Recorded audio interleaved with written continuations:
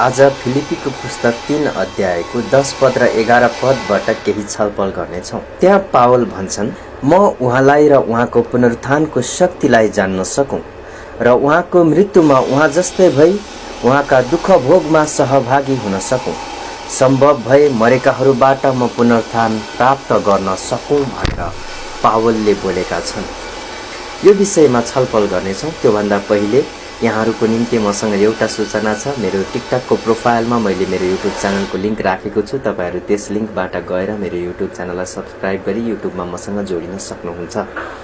अब फर्केर आउँ हाम्रो विषयमा। किन चाहिँ पावलले यहाँ म उहाँलाई र उहाँको पुनरुत्थानको शक्तिलाई जान्न सकौँ भनेर भने त? के उनी जान्दैनन् थिए त?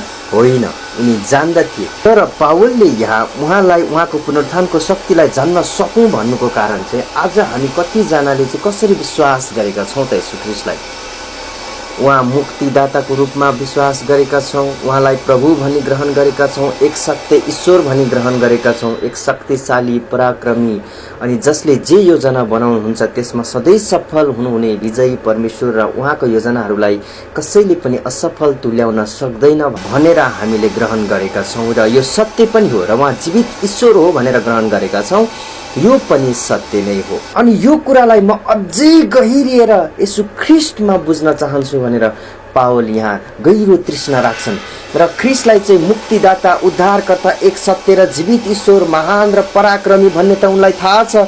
त्यति मात्रै होइन कि उनी ख्रीष्टसँगको यी निकटतामा, नजिकतामा जान चाहन्छन् र यसु ख्रीष्टलाई हामी जस्तै एउटा व्यक्तिको रूपमा उहाँको मनोसाय, उहाँको भावनाहरू, उहाँको इच्छा र चाहनाहरू के रहेछन् भनेर उनी भित्र गहिरिएर जान्ने चाहनाको तृष्णा राखेका छन् उनले यहाँ चाहिँ। अनि तपाईँ सोच्नुहोस्, यो कति सुन्दर कुरा हो कि स्वर्ग र पृथ्वीमा देखिने नदेखिने समस्त सृष्टिमा भएका सबै थोकको महाराजालाई एउटा साथीको रूपमा जान्नु पाउनु, एउटा दाजुभाइलाई जस्तो जान्नु पाउनु, बुवालाई जस्तो जान्नु पाउनु अनि आफैलाई जस्तो जान्नु पाउनु, उहाँको प्रेम कस्तो छ म प्रति भनेर बुझ्नु सक्नु, बुझ्नु पाउनु, यो भन्दा ठुलो अनुग्रह, दया र प्रेम त हामी मानिसको निम्ति अर्को के नै हुन सक्छ र?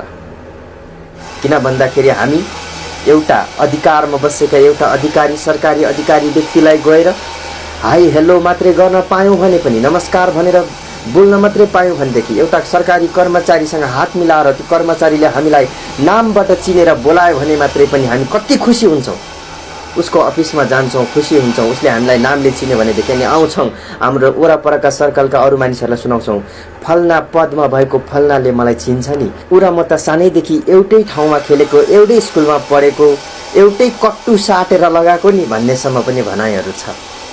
अनि त्यो कुराले हामीलाई कति गौरवान्वित बनाउँछ, कति हामीलाई खुसी महसुस हुन्छ।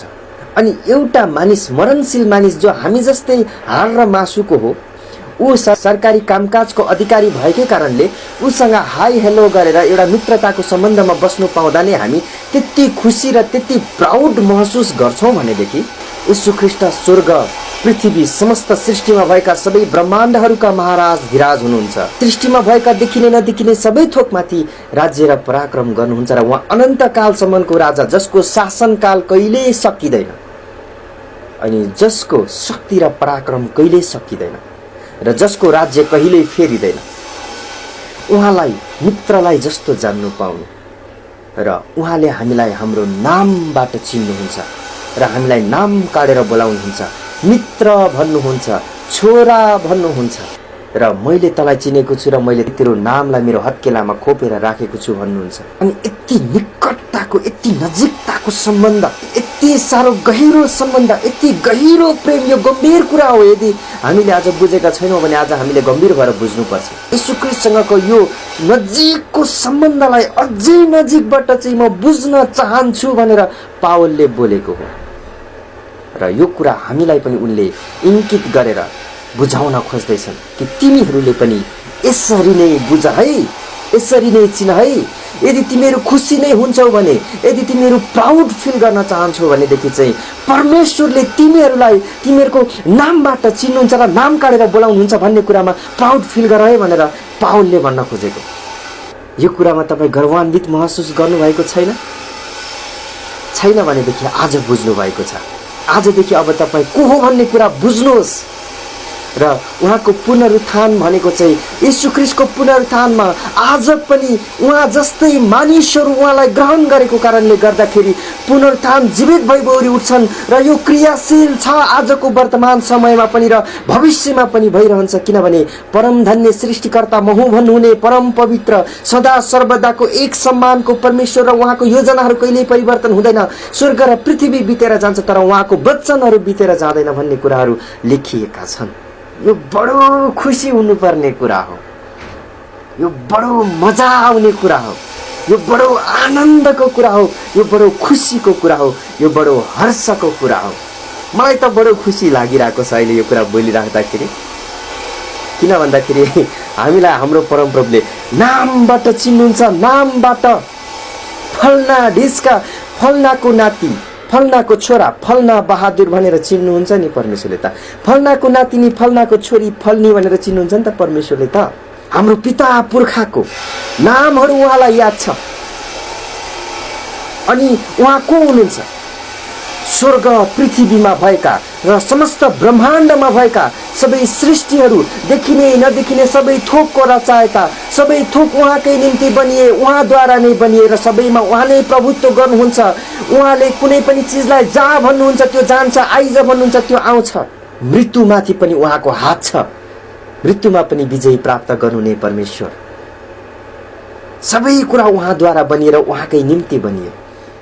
अनि महाराज धीराज जो करूब र सराफहरूको माझमा अग्लो र उच्च सिंहासनमा विराजमान हुनुहुन्छ, जसको राज्यको अन्त्य नै छैन, जसलाई कसैले पनि हटाउन सक्दैन। किनभने उहाँ जस्तो शक्तिशाली पराक्रमी अर्को कोही छैन, जो जीवित हुनुहुन्छ र जो सत्य हुनुहुन्छ, जो ईश्वर हुनुहुन्छ, ईश्वरहरूको पनि ईश्वर, प्रभुहरूका प्रभु, राजाहरूका राजा हुनुहुन्छ।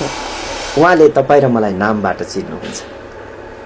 अनि हामी एउटा सरकारी कर्मचारीले हामीलाई नामबाट चिन्दाखेरि खुसीले गदगद हुन्छौँ। 2-4 जना मान्छेहरूलाई त्यो कुरा सुनाइ पनि हिँड्छौँ। एउटा मरणशील मान्छे एक दिन मरेर जाने, परमधन्य सृष्टिकर्ताले हामीलाई नाम काटेर चिन्नुहुन्छ। हाम्रो पिता पुर्खादेखि नै हामीलाई चिन्नुहुन्छ र हामीलाई बनाउने पनि उहाँ नै हुनुहुन्छ। यो कुरालाई बुझे पछाडि, यो कुरालाई थाहा भएपछि हामी कति धेरै खुसी हुनुपर्ने कुरा हो, यो कति धेरै आनन्द मनाउनु पर्ने कुरा हो। यही कुरा बुझाउनको निम्ति पावलले यहाँनिर चाहिँ फिलिपीको 3 अध्यायको 10 पदमा भनेको म उहाँलाई र उहाँको पुनरुत्थानको शक्ति जान्न सकूँ र उहाँको मृत्युमा उहाँ जस्तै भई उहाँका दुःख भोगमा सहभागी हुन सकूँ भनेर उनले भनेको। अब यहाँ उनले उहाँको पुनरुत्थानको शक्ति जान्न सकूँ भनिसकेपछि उहाँको मृत्युमा उहाँ जस्तै भई उहाँका दुःख भोगमा सहभागी हुन सकूँ भनेको के हो त भन्दाखेरि परमेश्वरको निम्ति गर्नुपर्ने सम्पूर्ण कार्यहरू जो परम पवित्र महु भन्नुहुने महाराज धीराजले हाम्रो जीवनमा अराउनु भएको छ, हुकुम गर्नु भएको छ उहाँको कार्यको, त्यो कार्य मेरो जीवनबाट सम्पूर्ण रूपले सबै कुरा पूर्ण होस्। दुःखै भोग्नु परे पनि म त्यो भोग्छु, कष्ट भोग्नु परे पनि म भोग्छु, मृत्यु नै आए पनि म मृत्युलाई हाँसी खुसी अँगाल्छु। किनभने मृत्युबाट पुनरुत्थान बनाउन सक्नुहुन्छ नि त उहाँले। त्यसो भएको कारणले उहाँको दुःख भोगमा म सहभागी हुन्छु भनेको चाहिँ परमेश्वरले हाम्रो जीवनमा गर्नुभएको योजनाहरू चाहिँ संसारमा शैतानिक, सांसारिक र मानसिक कुराहरूबाट जति समस्या र दुःख शास्ति भोग्नु परे तापनि म स्वर्गीय योजना चाहिँ जुन परमेश्वरबाटको हो त्यो चाहिँ मेरो जीवनबाट पूर्ण गर्छु भनेर उनले भनेका हुन्। के तपाईँ र म यही संकल्प र विकल्पमा अडित रहन सक्छौं त? यो तपाईँ र मेरो निम्ति गम्भीर प्रश्न हो। तपाईँ तयार हुनुहुन्छ यस्तै संकल्पको निम्ति? तपाईँ तयार हुनुहुन्छ यो दुःख भोगको निम्ति? र हुनुपर्छ। यदि यो दुःख भोगमा हामी तयार भयौँ भनेदेखि त स्वर्गको अनन्त जीवन फेरि सम्भव छैन। त्यसैले आजै तयार हुनुपर्छ। अब 11 पदमा चाहिँ उनी भन्छन् सम्भव भए मरेकाहरूबाट म पुनरुत्थान प्राप्त गर्न सकूँ भनेर भनेको छ। यो सम्भव भयो भनेर शब्द चलाइएको छ। पुनरुत्थान जीवन प्राप्त गरिन्छ भन्ने कुरामा के पावल निश्चित थिएन नि त? त्यसो भएदेखि होइन, पावल निश्चित थिए र उनलाई थाहा थियो कि पुनरुत्थान जीवन हामीले प्राप्त गरेका छौं येशू ख्रीष्टमा भन्ने कुरा। तर उनले यहाँ सम्भव भए भन्ने शब्द चलाउनुको कारण चाहिँ उनीले नम्रता देखाएका हुन्। अब यो शब्दमा नम्रता कसरी त भन्ने कुरा चाहिँ येशू ख्रीष्टमा हाम्रो पुनरुत्थान जीवन चाहिँ पक्का गरी छ र त्यो हामीले प्राप्त गरिसकेका छौँ। तर उनको नम्रता चाहिँ यो हो कि मैले गरेको मेरो दुःख भोगले, मैले कष्ट गरेकोले, मैले संकल्प गरेकोले, मैले परमेश्वरको निम्ति त्यहाँ कुटाइ खाएकोले, मैले येशू नाउँमा त्यहाँ कुटाइ खाएकोले, मैले येशू नाउँमा कसैबाट भनाइसकेकोले, मैले येशू नाउँमा कुटाइसकेकोले, मैले येशू ख्रीष्टको वचन प्रचार गरेकोले, मैले सुसमाचार प्रचार गरेकोले, मैले हजारौं ग्रहण गराएकोले, बप्तिस्मा दिएकोले, मैले धेरै मानिसहरूलाई सुसमाचार प्रचार गरेकोले, रोगी बिरामीहरू येशू ख्रीष्टको नाउँमा निको पारेको कारणले गर्दाखेरि मैले मुक्ति पाएको होइन, मैले जीवन पाएको होइन, मैले उद्धार पाएको होइन भनेर चाहिँ उनले आफैलाई होच्याउँदैछन्। तर केवल अनि केवल मात्र येशू ख्रीष्टको दुःखको कारणले गर्दाखेरि, ख्रीष्टले मेरो निम्ति भोग्नु भएको कष्टको कारणले गर्दाखेरि मैले पुनरुत्थान जीवन प्राप्त गरेको हुँ भनेर चाहिँ उनले यहाँ मानिसहरूलाई स्पष्ट गराउन खोजेका हुन् र यहाँ चाहिँ उनी नम्र भएका हुन् यसरी। अनि यहाँ चाहिँ यो सम्भव भयो भन्ने शब्द प्रयोगमा चाहिँ उनी यसरी नम्र भएका हुन्।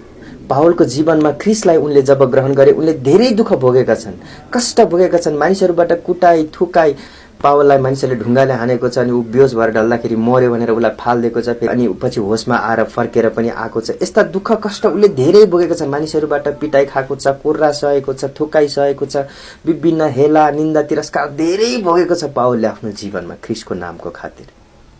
तर उनी भन्छन् त्यो कुनै पनि कुराले मैले जीवन प्राप्त गरेको होइन, तर ख्रीष्ट मात्र, ख्रीष्ट येशूले भोग्नु भएको दुःखको कारणले मैले जीवन प्राप्त गरेको हुँ भनेर आफैलाई यति साह्रो नम्र बनाउँदैछन् ख्रीष्टमा। अनि त्यही नम्रताको प्रतीक चाहिँ यहाँ सम्भव भयो भन्ने शब्द प्रयोग हो।